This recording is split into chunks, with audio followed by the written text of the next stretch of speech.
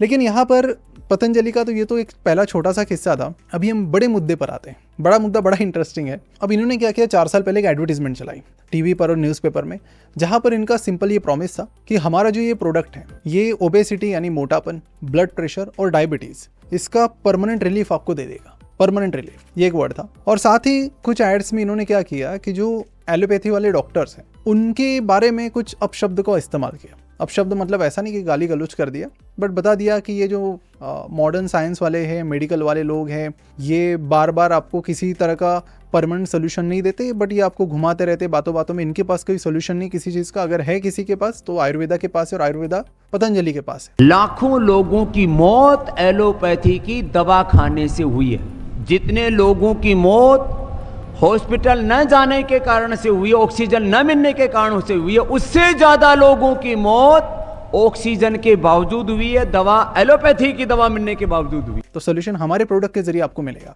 क्योंकि डिस्ट्रीब्यूशन काफी ज्यादा था, लोगों का ट्रस्ट काफी ज्यादा था बाबा रामदेव पर, लोगों ने बिलीव करना शुरू किया। अब ये चीज भारत के जो एडवर्टीजमेंट के रेगुलेटर है, advertising standards council of India यानी ASCI के नजर में जब ये चीजें आई तो उन्होंने पतंजलि को बताया कि इस तरह के एडवर्टीजमेंट आप मत कीजिए, ये गलत है। अब उसके बाद पतंजलि ने फिर भी जारी रखा। इसके पीछे कारण ये था कि ASCI के पास ज्यादा पावर नहीं है, वो कुछ ज्यादा कर नहीं पाए अगर आप नहीं भी फॉलो कर पाए उनके रूल्स को तो।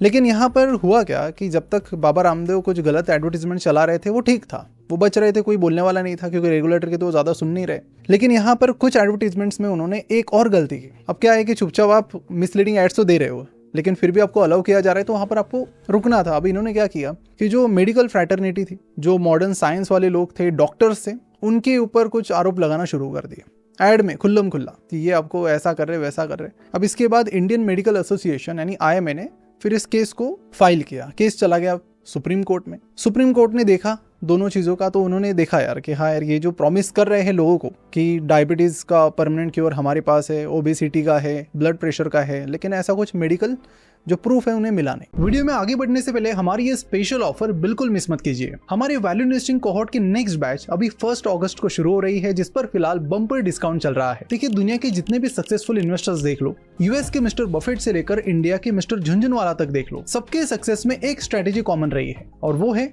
Value investing. और इस कोहॉर्ट में आपको वैल्यू इन्वेस्टिंग की सातों स्ट्रेटेजी सिखाई जाती है, और हमने इसे इतना प्रैक्टिकल और इतने आसान भाषा में समझाया है कि अब एक नॉन फाइनेंस बैकग्राउंड का व्यक्ति भी बड़े आसानी से एक वैल्यू इन्वेस्टर बन सकता है। तो आपका बिगिनर टू एडवांस भी यहाँ पर क्लियर हो जाएगा, क्योंकि इस कोहॉर्ट के साथ इस ऑफर में आपको फंडामेंटल एनालिसिस 3.0 भी फ्री में मिल रहा है। तो इसके लिए सिंपली आपको नीचे डिस्क्रिप्शन और कमेंट बॉक्स में दिया हुआ फॉर्म फिल करना है। तो स्पेशल ऑफर को बिल्कुल भी मिस मत कीजिए। चलिए बढ़ते हैं वीडियो की तरफ। और साथ ही जो डॉक्टर्स के प्रति उन्होंने कुछ क्लेम्स किए वो भी गलत साबित हुए। तो इसके बाद कोर्ट ने पतंजलि ग्रुप को पर्टिकुलरली बता दिया कि देखो, आपको वापस ऐसा करना नहीं है। तो बाबा रामदेव की कंपनी ने कहा कि ठीक है, हम वापस ऐसा करेंगे नहीं। देखिए, यहाँ पर भी कोई और कंपनी होती तो क्या करती, चुपचाप ठीक है कि वापस हम नहीं करेंगे, हमसे गलती हो गई, ठीक है, दैट्स इट।